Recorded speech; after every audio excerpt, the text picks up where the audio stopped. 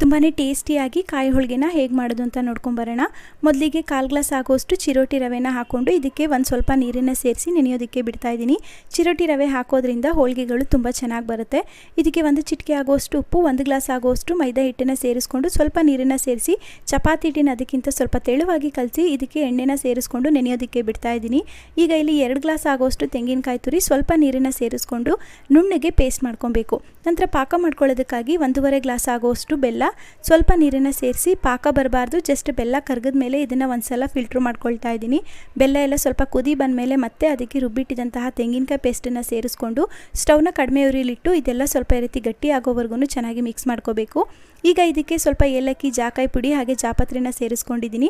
ಇದನ್ನೆಲ್ಲ ಸೇರಿಸಿ ಕಂಪ್ಲೀಟಾಗಿ ತಣ್ಣಗಾಗೋದಕ್ಕೆ ಬಿಟ್ಟು ಈ ರೀತಿ ಉಂಡೆ ಮಾಡ್ಕೋಬೇಕು. ಈ ಕಡೆ ಮೈದಾ ಹಿಟ್ಟು ಸಹ ಚೆನ್ನಾಗಿ ನೆಂದಿದೆ.